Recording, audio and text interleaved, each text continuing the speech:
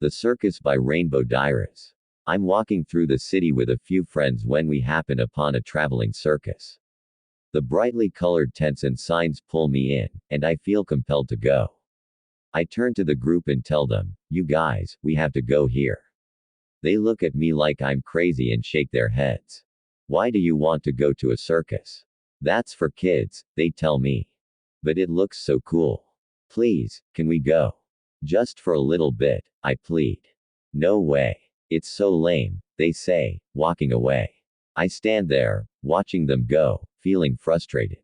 Why can't they understand my fascination with the circus? It's not just for kids. There's something magical about it. The bright colors, the music, the smell of popcorn and peanuts. It's like a world all its own, and I can't help but be drawn to it. I sigh and turn back to the circus. I'm not going to let my friends ruin this for me. I'm going to enjoy myself, even if I have to do it alone. I walk up to the ticket booth and buy a ticket. The man inside smiles at me and wishes me a good time. "Thank you," I say, smiling back. As soon as I enter the circus, I feel the magic wash over me. The sounds and smells are even stronger inside, and I feel like a kid again. I look around, trying to decide which way to go first. There are so many tents and attractions to choose from. I finally decide to go see the animals. I head to the big top where the lion tamers and acrobats perform. I find a seat and settle in, waiting for the show to start. The lights dim, and the music starts. A spotlight shines on the center ring, and the performers enter. They're dressed in bright costumes and look like they're ready to put on a show. The lion tamer walks out, followed by his 3 lions. He cracks his whip, and the lions jump through hoops and climb up poles. It's a thrilling performance, and I find myself on the edge of my seat. When the show is over, I stand up and clap, cheering for the performers. "That was amazing," I say, as I walk out of the big top. I decide to check out the other tents and see what else the circus has to offer. As I'm walking, I hear someone call my name. "Hey, wait up." I turn and see my friends running towards me. They catch up and apologize for leaving me. "We were wrong. This place is awesome," they say. "I told you so," I reply, smiling. We spend the rest of the afternoon checking out the other attractions and enjoying ourselves. We eat cotton candy and popcorn, and even go on a few rides. It's the best day I've had in a long time, and I'm glad my friends decided to come back. When the sun starts to set, we head home, but not before promising to come back soon. "That was a great day," I say, as we walk down the street. "It really was. We should come back again," my friend replies. "Definitely," I agree. I can't stop thinking about the circus. There was just something about it that made me feel like a kid again. I decide to go back the next day, but this time, I go alone. I walk through the gates and take in the sights and sounds. It's even more magical the second time around. I make my way to the big top and watch the show. It's just as good as the first time, if not better. When it's over, I head to the other tents and attractions, exploring every inch of the circus. I come across a small tent that I hadn't noticed before. It's tucked away in the corner, and there's no one around. Curious, I walk inside. It's dark and quiet, and I can't see anything. I'm about to turn around and leave when I hear a voice. "Hello. Is anyone there?" "Yes, I'm here," I reply. "Come closer," the voice says. I move forward until I see a man sitting in a chair. He's wearing a top hat and a tuxedo. He looks like a ringmaster. "Who are you?" I ask. "My name is Mr. Fair," he says. "I'm the owner of this circus." "Oh," I reply, feeling a bit intimidated. "Please, have a seat," he says, gesturing to the chair in front of him. I sit down, feeling nervous. "What brings you here, my dear?" he asks. "I just love the circus. It's so magical," I say. "It is, isn't it?" he replies, smiling. We talk for a while, and I learn that Mr. Fair has been running the circus for years. He tells me stories about his adventures and the places he's seen. It's clear that he loves the circus as much as I do. "I'm so glad you came today," he says. I have a feeling we're going to become great friends. Really? Yes, he replies, his eyes twinkling. Now, I have a special offer for you. What is it? You seem like someone who appreciates the circus. How would you like to work here? Are you serious? Yes, I am. We're always looking for new performers, and I think you have what it takes, he says. I'm shocked by his offer, but I'm also excited. Working at the circus would be a dream come true. I'd love to. Excellent, he says, smiling. We can start training tomorrow. Thank you so much, I say, unable to contain my excitement. You're welcome, he replies. I'm glad you found your way to the circus. I leave the tent, feeling like the luckiest person in the world. I can't wait to tell my friends about my new job. Working at the circus is going to be amazing. Mr. Fair is an interesting character. He seems like he's full of secrets, but I'm not sure if I want to know what they are. This place is strange, isn't it? My friend says, as we walk through the circus. Strange? I question. Yeah. Like, there's something not quite right about it. You can't tell me you haven't noticed, she replies. I guess it is a little weird, I concede. More than a little. And Mr. Fair is the weirdest of them all, she continues. How so? He just seems off. Like he's not from here. I don't know, maybe it's just me, she says. No, I think I know what you mean, I reply, remembering our conversation the night before. I'm glad I'm not the only one, she says. We continue walking, and I try to ignore the strange feeling that's been following me since we arrived. Maybe it is just me. After a long day of rehearsals, I go to my trailer and collapse on the bed. My muscles are sore, and I'm exhausted. But I'm also happier than I've ever been. Working at the circus is a dream come true. Suddenly, there's a knock at my door. I open it and find Mr. Fair standing there. Good evening, he says, his voice smooth and deep. Hi, I reply, unsure of why he's here. May I come in? He asks. Of course, I say, stepping aside. He enters the trailer, and I close the door behind him. I just wanted to check on you and see how you're doing, he says, taking a seat on the small couch. I'm doing great, I reply, sitting down next to him. Good, he says, his eyes locking on mine. There's something about his gaze that makes me feel strange. Almost like he can see into my soul. You're an excellent performer, he continues. I knew you were special when I met you. Thank you, I say, my cheeks flushing. I have a feeling you're going to go far, he says, smiling.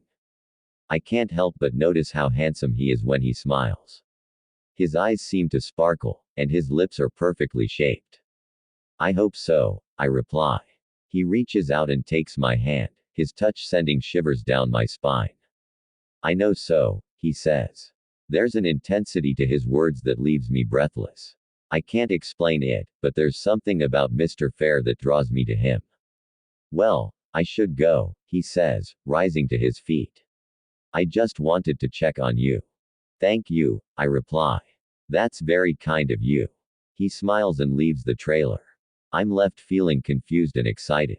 What is it about Mr. Fair that makes me feel this way? As the weeks go by, I find myself becoming more and more attracted to Mr. Fair. His presence sends shivers down my spine, and his touch makes my heart race. I'm not the only one who feels this way. Everyone at the circus is drawn to him. He has a commanding presence and a magnetic personality. Have you seen the way he looks at you? My friend asks, as we're getting ready for the show. What do you mean? Like you're the only person in the world, she replies. He's clearly interested in you. You think so? Definitely, she says, nodding. The thought of Mr. Fair being interested in me makes my heart flutter.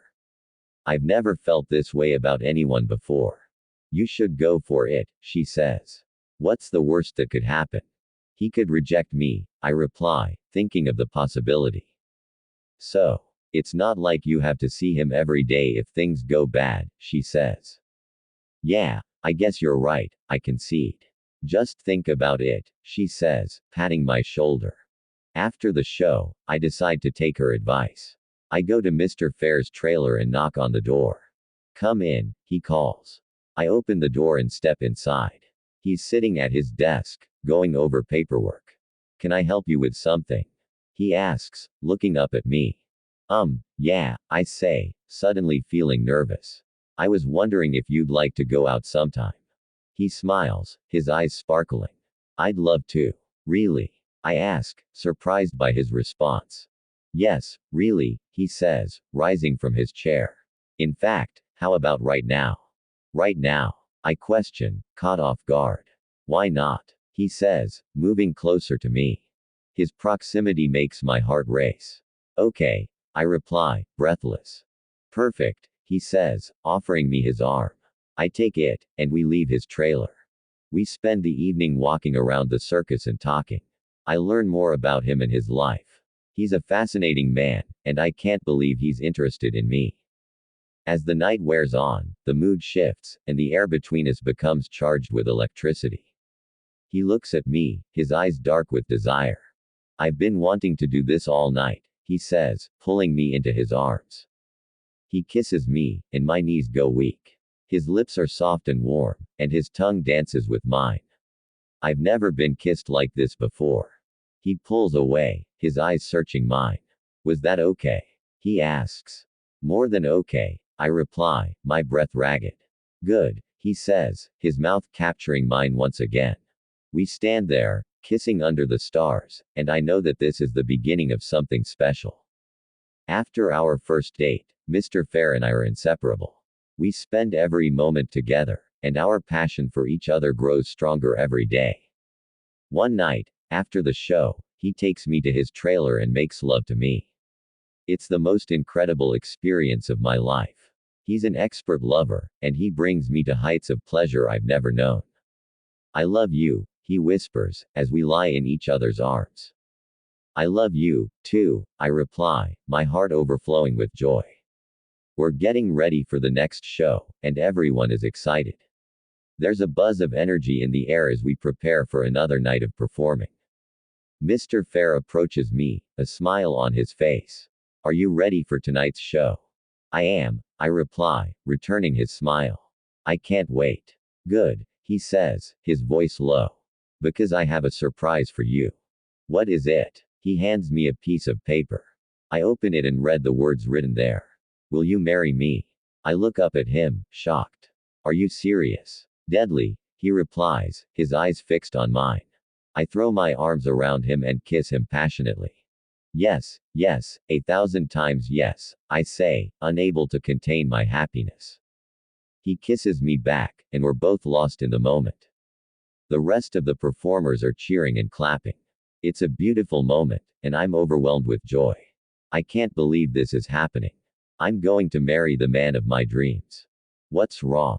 I ask, as we're getting ready for bed. Nothing, he replies, his voice distant. It doesn't sound like nothing, I say, taking his hand. Tell me what's bothering you. It's just. He trails off, looking pained. This isn't what I wanted for you. What do you mean? I wanted you to have a normal life, he says, sighing. A life outside of the circus. A life away from all of this. I don't want a normal life, I reply, wrapping my arms around him.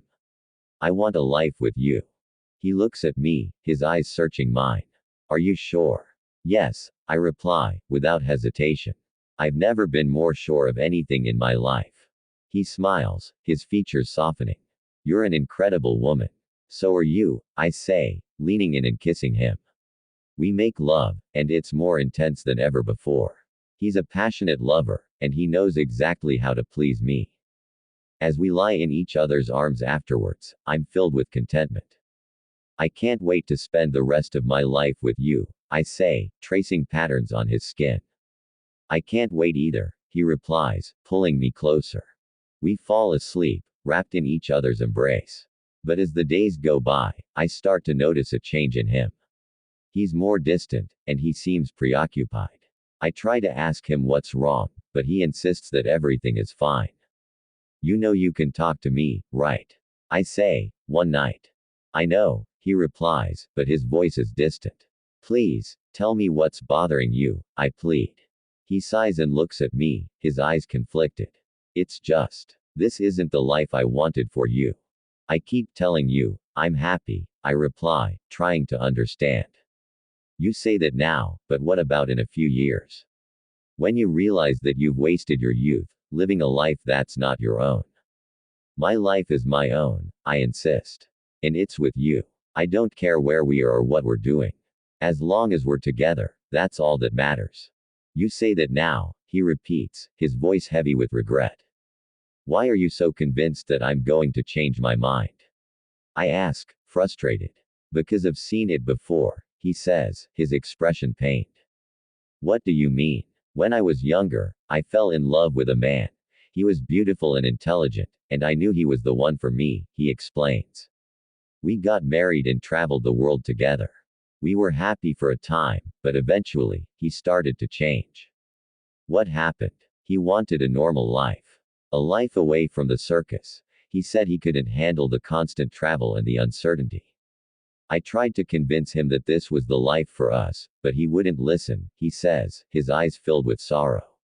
One day, he left. He packed our bags and walked out of my life without looking back. I'm sorry, I say, my heart breaking for him. It's okay, he replies, smiling sadly. It was a long time ago. But you still carry the pain with you, I say, seeing the grief in his eyes. I do, he admits. I promise you, I'm not going to leave you, I say, cupping his cheek. I love you, and I want to spend the rest of my life with you. I love you too, he says, kissing me softly. But despite my assurances, he remains distant. He's always preoccupied, and he seems to be pulling away from me. One night, after a particularly difficult day, he sits down next to me and takes my hand. We need to talk, he says, his voice serious. What is it? I ask, my heart pounding. I think it's time for you to leave, he says, his eyes filled with sadness.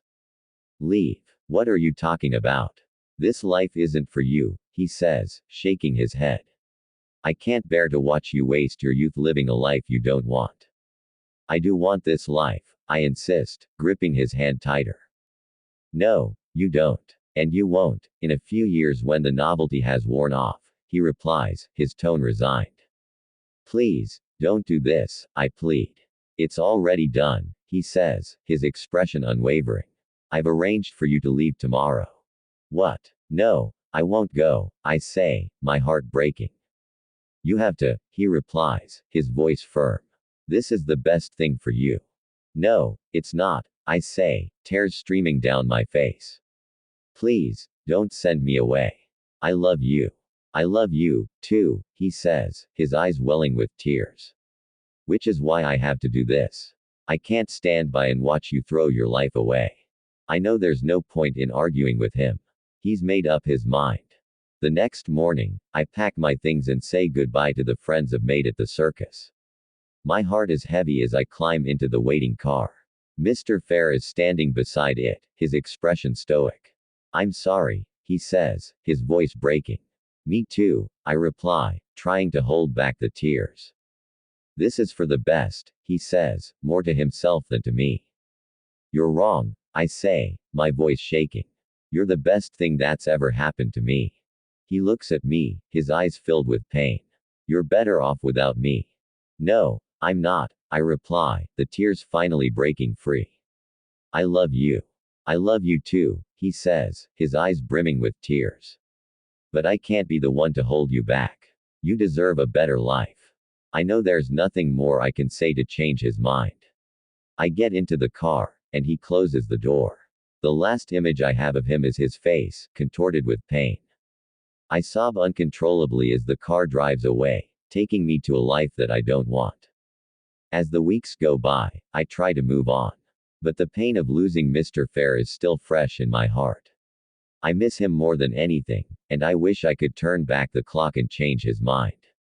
I eventually find a job and a place to live, but the ache of losing him never goes away. I still think about him every day, and I wonder if he's thinking about me too. How are you doing? My friend asks, as we're sitting in my new apartment. Not great, I admit, my heart heavy. Still thinking about him. Of course, I reply, my voice breaking. Have you tried to reach out to him? No, I say, shaking my head. I don't want to bother him. He's made his decision. I know, she says, putting her arm around me. But maybe he regrets it.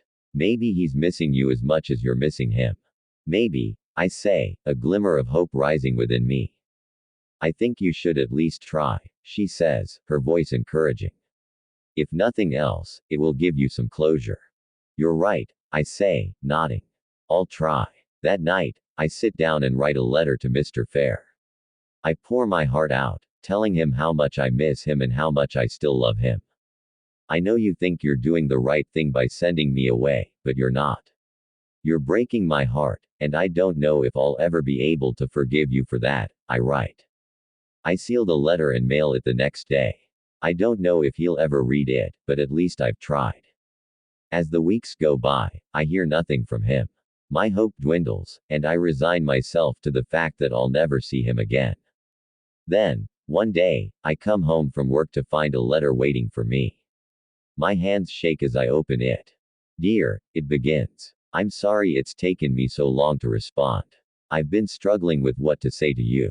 But after reading your letter, I know that the right thing to do is to be honest with you. I miss you more than anything. My life is empty without you in it. I was trying to protect you, but all I did was hurt us both.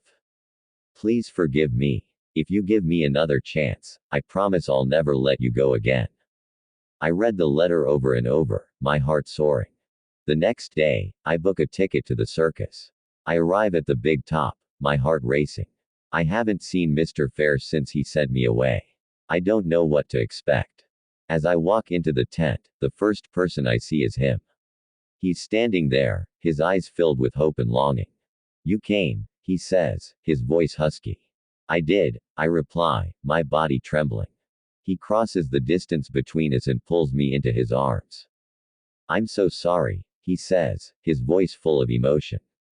I know, I reply, tears streaming down my face. Me too. Don't leave me again, he says, holding me tight. I won't, I promise, burying my face in his chest. We stay like that for a long time, holding each other and making up for lost time. After a while, he pulls away and looks at me, his eyes shining. Come on, he says, taking my hand. I have something to show you. He leads me through the circus, past the animals and performers. We finally arrive at a trailer that's bigger than the others. What's this? I ask, curious. This is where we're going to live, he says, his voice filled with excitement. We're going to live together. I ask, surprised. If you'll have me, he replies, his voice hesitant. Of course, I say, smiling. Good, he says, leaning down and kissing me. Let's go inside. He opens the door and we step inside. It's a beautiful space, filled with furniture and personal touches. I can't believe this, I say, looking around. It's ours, he says, smiling. It's perfect, I reply, beaming. I want to make you happy, he says, his voice earnest. You do, I assure him. And I want to give you the life you deserve, he continues. All I need is you, I say, meaning it. He smiles, his expression relieved. I love you, he says, pulling me into his arms. I love you too, I reply, feeling whole for the first time since we parted. You're the only thing that matters to me, he says, his voice sincere. And you're the only thing that matters to me, I reply, knowing it's true. We're going to be happy, he promises, his lips brushing against mine. We already are, I say, closing my eyes and savoring the moment. We share a kiss that's full of passion and promise. We're finally together, and nothing can tear us apart. Thank you for coming back to me, he says, holding me tight. There was never any other choice, I reply, knowing it's true. He kisses me again, and I know we're going to be happy for the rest of our lives. I promise I'll never let you go again, he says, his voice full of emotion. I promise too, I reply, vowing to keep my word. We've been through so much, and now we're finally together. I can't wait to spend the rest of my life with you, he says, his eyes locked on mine. Neither can I reply, my heart bursting with love. We stay like that, wrapped in each other's arms, enjoying the moment. We've finally found our way back to each other, and we're never going to let anything separate us again. As we stand there, lost in the moment, the only sound is the wind blowing through the trees and the distant cries of the lions and tigers. It's the sound of freedom, of passion, and of love. It's the sound of our future, and it's perfect.